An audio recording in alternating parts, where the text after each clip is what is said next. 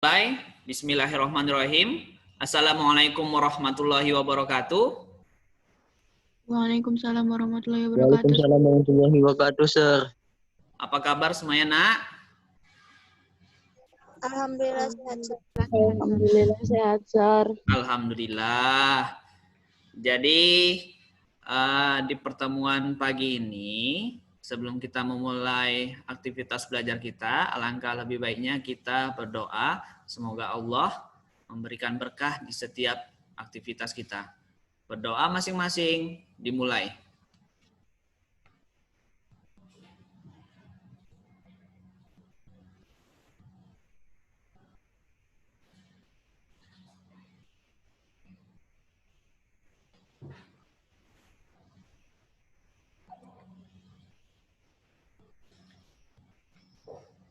Berdoa boleh selesai. Oke, Nak. Kita masuk ke bab baru ya. Salah satu subtopiknya itu adalah mengenai molaritas larutan. Dengan saya, guru pengampunya, Jam'an Fahmi. Ada beberapa indikator pembelajaran kita. Ada 3 ya. Yang pertama, setelah pembelajaran, diharapkan siswa dapat menentukan molaritas suatu larutan.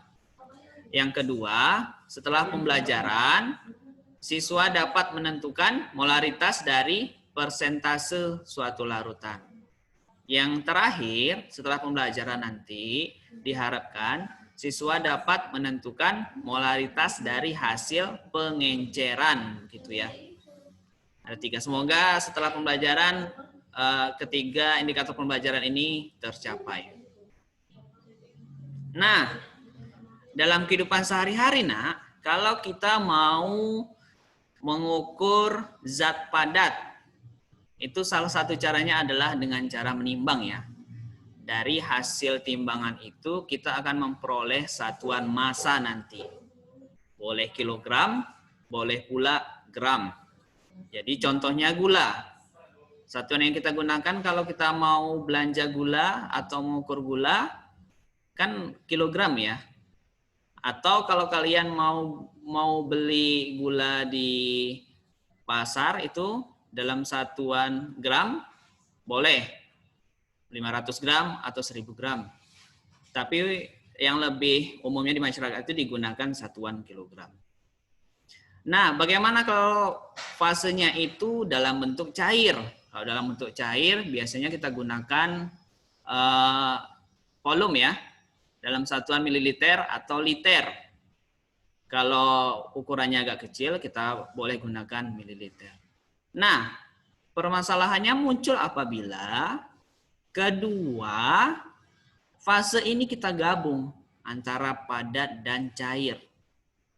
Bagaimana cara kita mengukurnya? Seberapa pekatkah dia?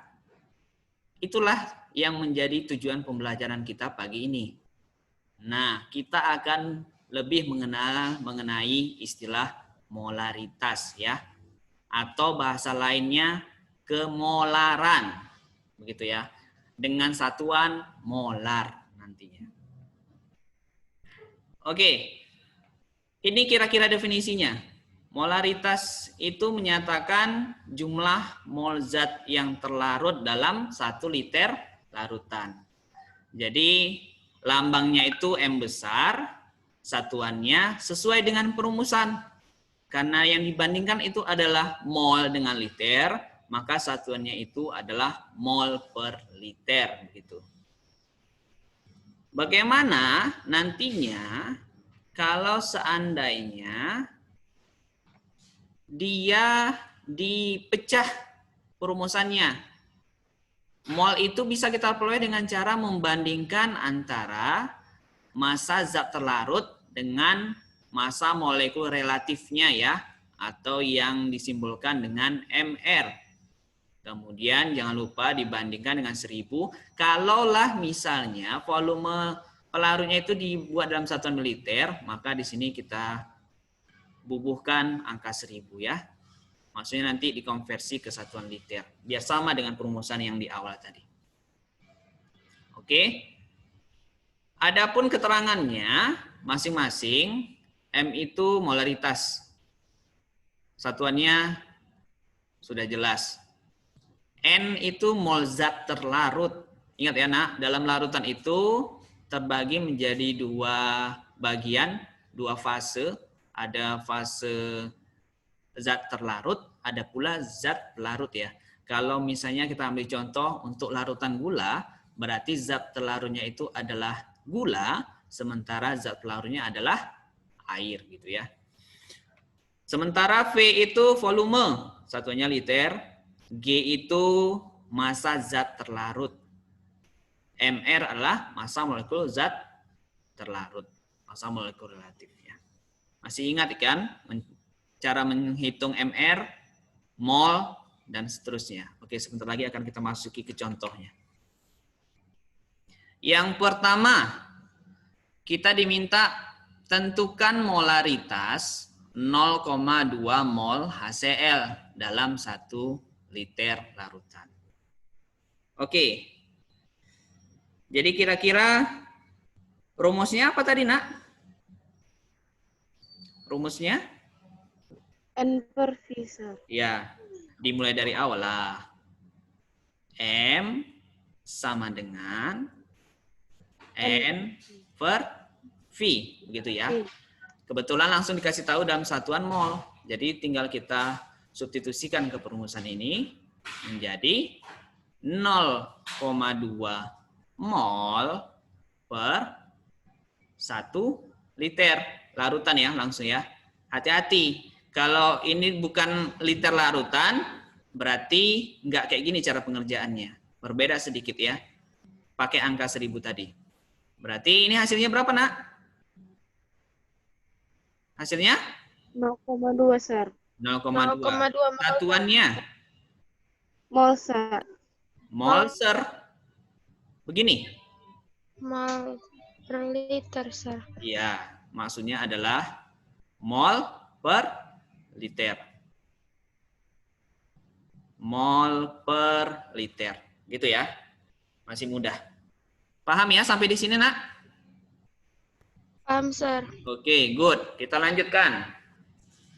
Contoh yang nomor 2. Tentukan molaritas larutan yang dibuat dari 2 gram NaOH yang dilarutkan ke dalam air sampai volumenya menjadi 500 ml. Ini ya, sampai volumenya menjadi 500 ml. Oke, berarti kita harus menghitung dulu mRNaOH. Ayo. Siapa yang bisa bantu menghitung mRNaOH? Berapa mRNaOH, Nak? 10, Sir. Berapa? 40. 40. Oke, good. 40 gram per mol. Ya. Masanya udah dikasih tahu 2 gram. Berarti berapa mol NaOH-nya, Nak? 20, Sir. Berapa? 2 gram per 40 gram per mol. Berapa ini? Ayo. Berapa, Nak?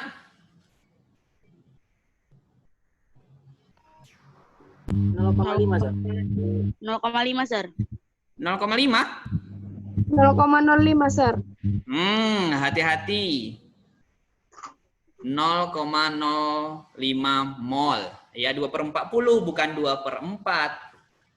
Nah, kemudian karena yang ditanya molaritas, langsung saja M sama dengan N kali 1000 per mililiter. Ya, sama dengan molnya berapa, Nak? 0,05 dikali 1000 per 500. Berapa nih? Berapa nih, Nak? 0,1. 1000 bagi 500? 2, Sir. 2, Sir. Iya, 2. 2 dikali 0,05? 0,1, Sir. 0,1 M, bukan 0,1 Sir. Satuannya M. Jangan lupa ya. Paham, Nak? Sampai sini, Nak? Paham? Paham, Sir. Oke. Kemudian, tunggu sebentar ya.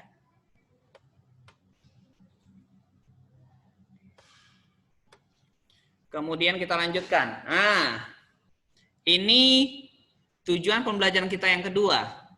Hubungan antara molaritas dengan kadar larutan.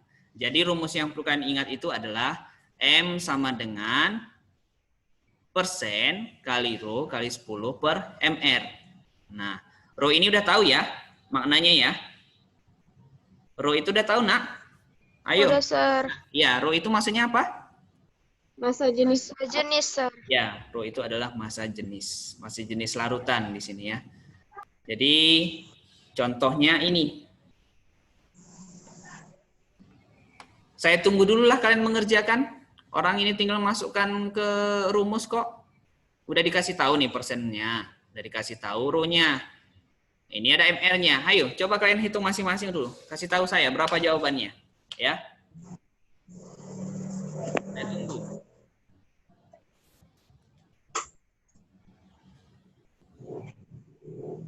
Ayo berhitung.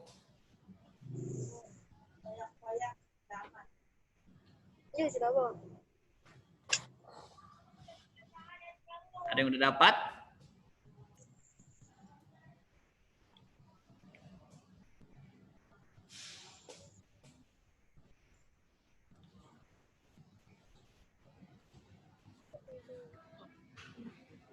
Perlu saya tuliskan rumusnya? 35,26, Sir. Oh iya, kayaknya udah ada yang dapat itu. Oke, ayo kita bahas. M sama dengan apa, Nak, rumusnya tadi? Persen dikali rho dikali Rho kali 10 kali 10 per mr. Ini jangan lupa ya, sambil diingat ya rumusnya ya. Persennya berapa, Nak? Berapa nih? 96, Sir. 96. Rho-nya berapa? Rho-nya kan udah dalam satuan kilogram per liter kan. Ini kalau kita konversikan nanti sama juga ya, gram per mililiter ya. Sama ini. Berarti langsung kita substitusikan aja. 1,8 dikali 10 dibagikan. MR-nya berapa, Nak? 49, Sir. Berapa?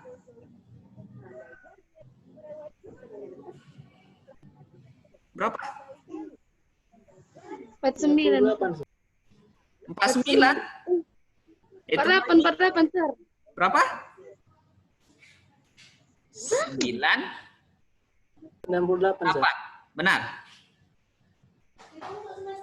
Iya. 4 kali 16, 64 ya. 64 tambah 34. Pas? 64 tambah 34 pas ya. Oke, 98. Hitung, Nak, ini berapa, Nak, hasilnya, Nak? Ayo bantu saya.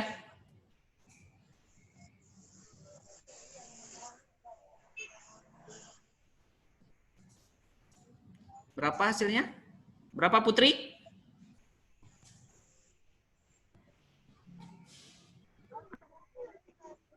Berapa sih? 17,63. 17,63. Ya. Ini, Nak, kan? Oke. Ada jawaban yang berbeda? Ada yang hasil hitungannya berbeda dengan angka ini? Nggak ada ya? Oke, nggak ada. Sampai di sini paham ya? Masih mudah, masih mensubstitusikan angka ke rumus. Jangan lupa diingat juga rumus-rumusnya ya. Oke, sampai kita kepada indikator yang ketiga, yaitu tentang pengenceran larutan. Kan pasti sudah tahu lah ya aplikasi dari pengenceran. Susu kalian buat terlalu kental, kemanisan, ya udah ditambahlah air. Nah, aplikasinya dalam laboratorium itu digunakan untuk mengurangi tingkat kepekatan daripada suatu larutan. Misalnya, kita mau menggunakan suatu larutan dengan konsentrasi tertentu. tapi yang tersedia di laboratorium itu dengan konsentrasi yang pekat. Maka salah satu cara untuk mengubahnya supaya agak berkurang konsentrasinya yaitu dengan menggunakan prinsip pengenceran.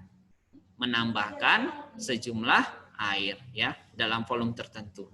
Oke, jadi kurang lebih seperti inilah prosedur pengenceran di laboratorium. Ada larutan pekat, ini ya. Ada larutan pekat dimasukkan ke dalam gelas ukur ya. Kemudian dengan bantuan corong dimasukkanlah ke labu ukur. Tapi di labu ukurnya itu sudah ada tersedia air ya, 1/4 bagian. Kemudian setelah dimasukkan larutan yang mau diencerkan, ditambah lagi airnya sampai batas maksimum yang bisa ditampung oleh labu ukurnya. Ditutup atasnya, kemudian dikocok hingga kedua larutan menjadi homogen begitu ya, kurang lebih. Oke. Nah, pengenceran itu menyebabkan volume dan molaritas larutan berubah. Tetapi jumlah mol zat terlarut tidak berubah. Molaritasnya yang berubah ya, menjadi lebih rendah. Encer dia. Kurang kepekatannya. Tetapi jumlah mol zat terlarutnya itu tetap. Nah, perumusannya itu adalah V1 kali M1 harus sama dengan V2 kali M2. Keterangannya bisa kalian lihat masing-masing. V1 itu volume larutan sebelum pengenceran. Pokoknya yang angka 1 sebelum ya, sebelum pengenceran. Yang angka 2 itu adalah setelah pengenceran. V itu volume, M itu adalah molaritas. Contoh terakhir ini ya. Tentukan molaritas larutan yang terjadi jika 50 ml larutan H2SO42M ditambah dengan 150 ml air. Nah, kita punya asam sulfat pekat 2M ya. Kepekatannya 2M.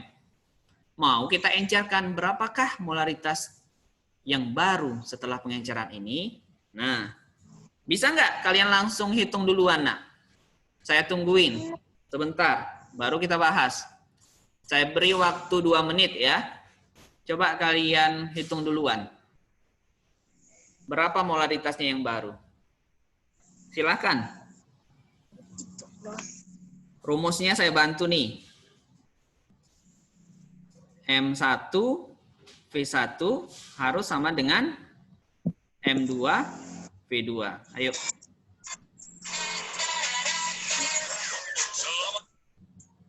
(0,4 Sir). Ada yang jawab Khairul Mustaqim 0,4. Oke. Itu satuannya Sir. Molar. Enak. Satuannya M, ya. Yang lain, Miranda? Berapa Miranda?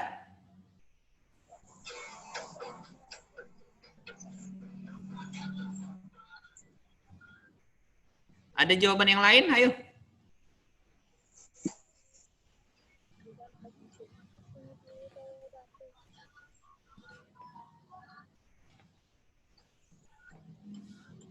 Oke, kita lanjut ya. Nah, di sini M1-nya itu adalah 2. Ya, nak. V1-nya adalah 50. M2-nya yang mau kita 0,6, Sir. 0, berapa, Aisyah? 0,6, Sir. 0,6. Oke, ada 2 versi jawaban ya. Kita tahan dulu. Nah, perhatikan di sini, nak. Di V2-nya ini ya. Di V2-nya ini merupakan penjumlahan antara volume 1 dengan air. Jadi ini dia dijumlahkan ya, ditambah. Setelah ditambah berarti menjadi 200. Ya. Di situ bedanya. Jadi kemudian ini berapa, nak? 2 kali 50? 0,5, Sir. 100, Sir. 2 kali 50 0,5. Raisya? 100, Bukan. Sir. Hasil akhirnya, Ya. Sir. Jawablah apa yang ditanya. Jadi ini M2 200. Oke, ini dengan ini nak dibandingkan. Dapatlah M2-nya adalah 0,5. 0,5 mol. 1/2. Atau sama dengan 0,5 0,5. M. Ini ya. Benar ya, makin encer ya. Turun ya kepekatannya dari 2M menjadi setengah M. Gitu. Paham ya nak sampai di sini? Jangan lupa ditambahkan dengan volume air. Namanya pengenceran ya. Jadi kita tambah dengan air. Ada latihan soal. Satu soal. Nah, coba dikerjakan dulu. Saya beri waktu 2 menit. Biar kita rinci. Ada berapa pilihan jawaban yang kalian temukan. Mudah-mudahan sama ya.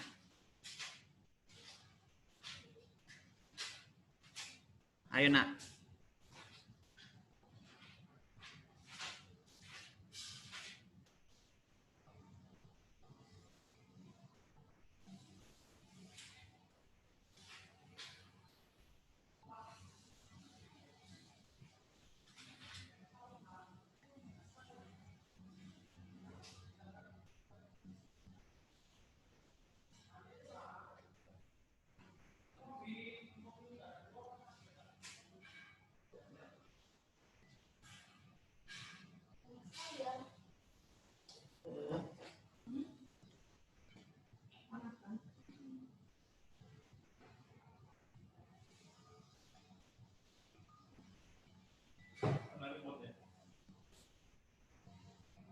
Ada yang sudah dapat jawabannya?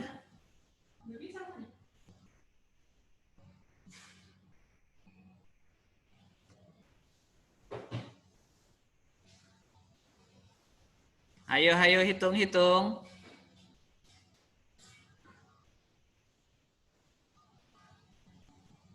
Nadra, udah dapat Nadra?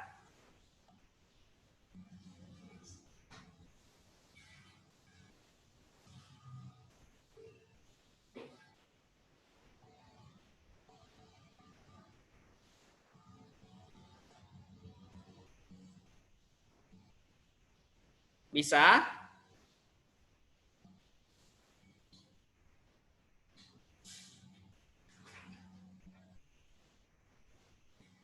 Ke 29,4 gram. Sir. 29,4. 4. Kalau 2 angka di belakang 4, tadi berapa? 43 ya? Kalau kita ambil 2 angka di belakang koma? Oke, kita anggap begini lah ya. Oke, jawaban yang lain. Ayo. Ada yang berbeda? Ada yang berbeda jawabannya, nak?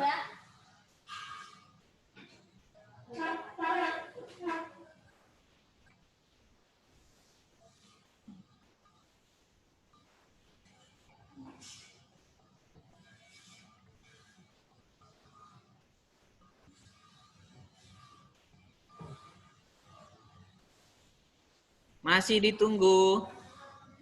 Ini Khairul Mustaqim agak cepat ngitung. Ini pakai kalkulator, nak? Iya, Sir. Iya. Oke, kedepannya agak dilatih juga ya. Menghitung tanpa kalkulator. Biar terampil. Karena di waktu ujian tidak diperkenankan menggunakan kalkulator. Yang lain?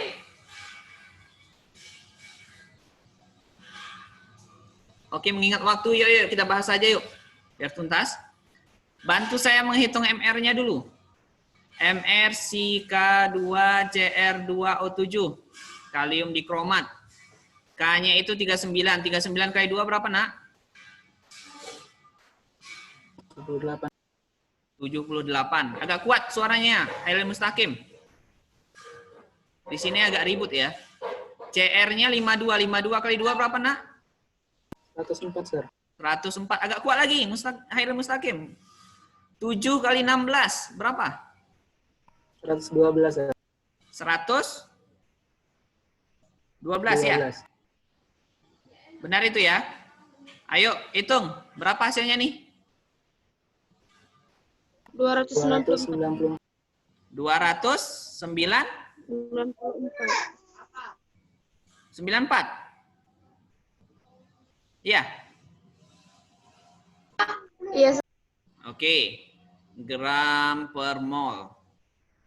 Nah, yang dihitung memang massa ya.